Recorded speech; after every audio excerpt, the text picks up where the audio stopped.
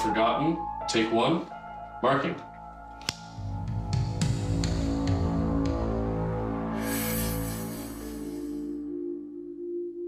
My dad lives in a fairly new house, just outside of town. So my dad has pretty much any ailment that you can possibly think of. He's had a heart attack with quadruple bypass. He suffered from a stroke a few years ago. The stroke left him with some slight paralysis and some communication issues as well. Remember that dance? Joanne was my stepmother. My dad started dating her when I was 14 years old. So she was like a second mom to me. Joanne was actually my dad's primary caregiver. Unfortunately, a few years later, Joanne lost her own health battle and succumbed to cancer.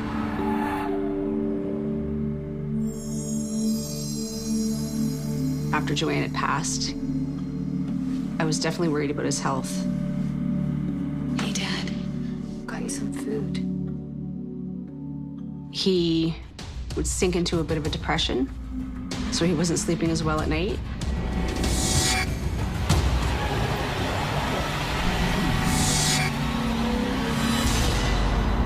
That wouldn't be the only way Joanne's passing would affect their lives.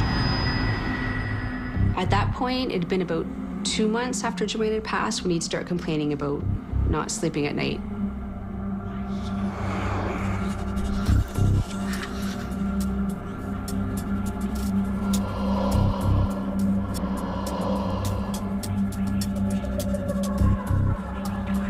Something was keeping him awake.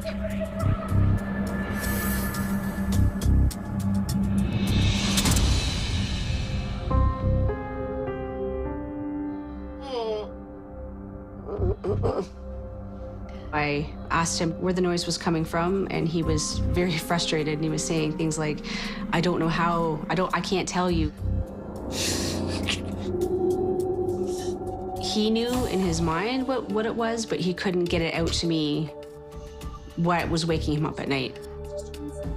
I felt very frustrated. I felt helpless. I just wanted to make him comfortable. I wanted him to sleep at night. I know that would affect his health. Soon, it wasn't just Wally having experiences that defied explanation. We would start to feel uneasy in the house. Pulling up in the driveway, and I don't know if it was just anxiety. You were instantly exhausted. It felt almost like it was squeezing you, squeezing the life out of you, and you just didn't want to be there. It just didn't feel welcoming to be in the home.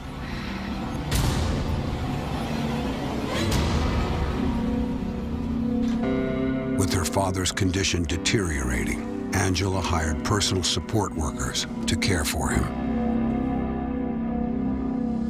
So I noticed things strange start happening in the home. We would notice like the lights would go on and off in the spare bedroom.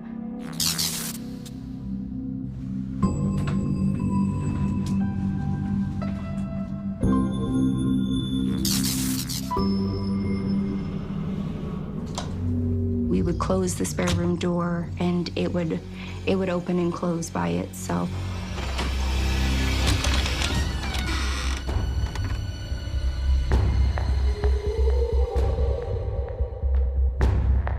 We'd be like, no, I shut that door.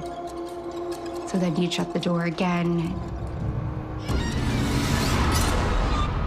It was like, wow, okay, like I'm going crazy. Like I swear I pulled it all the way shut.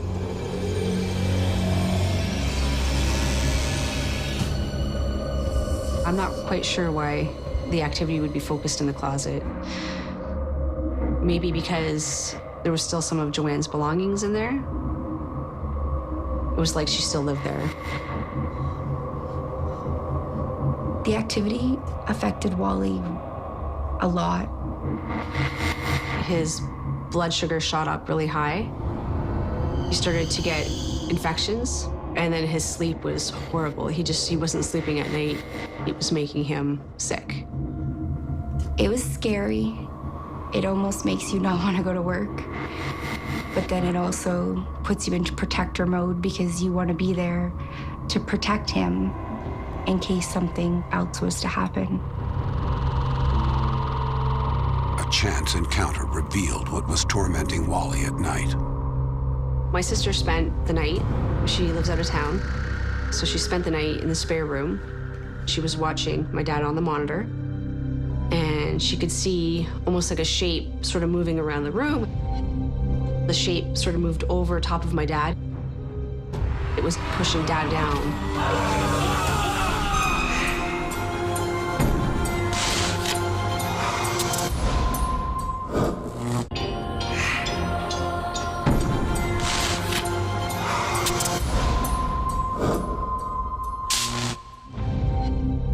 The shape sort of moved over top of my dad, and you could see my dad becoming restless in bed.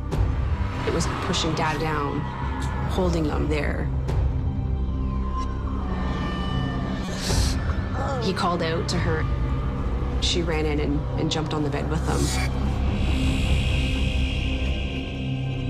Within less than a minute, it had dissipated.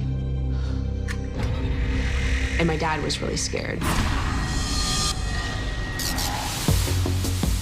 We decided that we had to do something. It was affecting Dad too much. Afraid what the entity would do to her father next, Angela made contact with psychic medium ᴸᴺᴬᵗᵛ.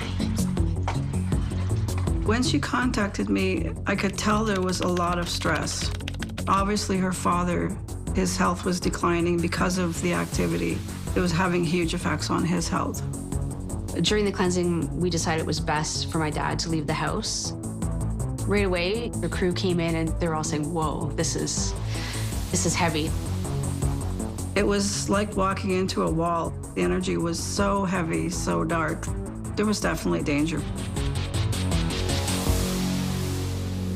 When you're dealing with really hardcore energies, dragon's blood incense, oil called Øljon, or John the Conqueror, work much better to seal all windows and doors. We use sea salt, and we start salting every possible corner of the home. This also irritates them and helps move spirits. Salt is considered a purifying agent and has actually been used for cleansing and purification throughout the ages in many different religions. This is a real healing agent. When used in paranormal activity, salt can become very effective, and it can actually stop an entity in its tracks. Whenever you're dealing with a haunting like this, there's always a risk of being physically harmed. But that's why I call it paranormal warfare. After cleansing the downstairs, Lori headed to Wally's room to remove whatever was terrorizing Wally. When we do a crossing ritual, we form a circle between us of energy.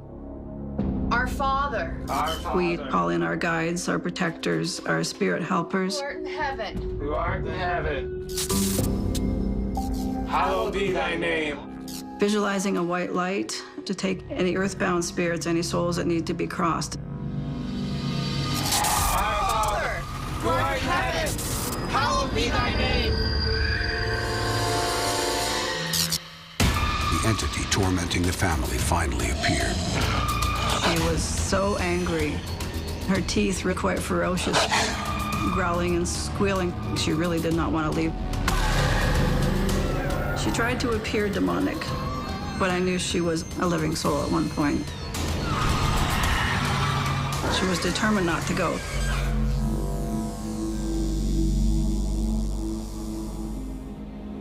The only other spirit that we connected with was a young female.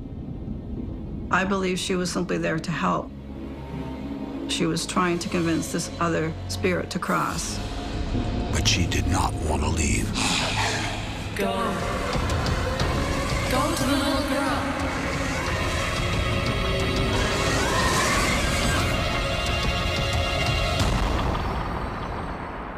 Spirit finally let go and went through. There was no way she could come back. I was explaining to Angela what I'd experienced. She described physically exactly what Joanne looked like. And when I showed her a picture, she was, okay, that's the lady that we saw. Even though she'd shown me in a distorted form, it was the female who we had crossed over. They said that they could see a little girl there with her, trying to pull her over to their side. Joanne lost a daughter years and years ago, and we hadn't told Lori that, so she didn't know.